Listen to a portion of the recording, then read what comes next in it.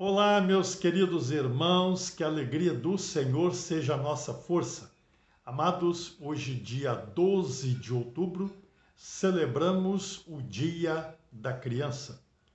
E nesta oportunidade, o Senhor me concede o privilégio, a bênção de poder falar sobre o valor da criança no reino de Deus.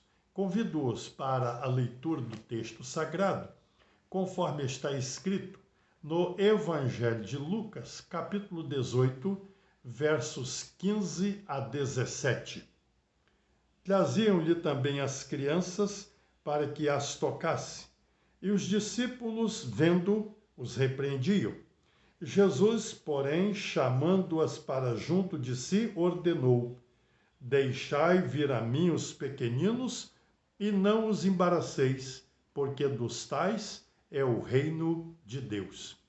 Em verdade vos digo, quem não receber o reino de Deus como uma criança, de maneira alguma entrará nele. Queridos, é interessante observarmos nesse texto que Jesus quebra um paradigma. Jesus chama para junto dele as crianças. Por que isto? Porque tanto no Antigo Testamento como no Novo Testamento, no tempo de Jesus, mulheres e crianças não tinham o devido valor, não eram tão valorizadas.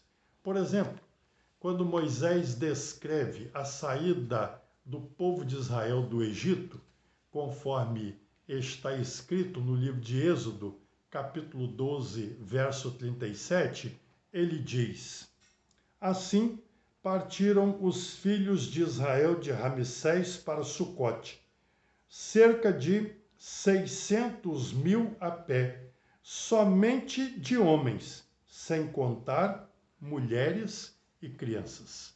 Mulheres e crianças não eram contadas. Também o evangelista Mateus, ao descrever sobre a primeira multiplicação de pães e peixes, ele assim registrou essas palavras, conforme está escrito em seu evangelho, capítulo 14, verso 21. Os que comeram foram cerca de 5.000 homens, além de mulheres e crianças. Mais uma vez, mulheres e crianças não foram contadas. Jesus, portanto, queridos, quebra esse tipo de procedimento, esse paradigma. Os apóstolos ou os discípulos tentaram impedir que as crianças chegassem a Jesus, mas Jesus ordenou dizendo: Deixai vir a mim os pequeninos e não os embaraceis, porque dos tais é o reino de Deus. Aprendemos aqui uma grande lição, que devemos favorecer, facilitar a ida das crianças a Jesus. Elas precisam ter um encontro com Jesus. Deixai vir a mim os pequeninos e não os embaraceis, porque dos tais é o reino de Deus. Elas têm um lugar especial no reino de Deus.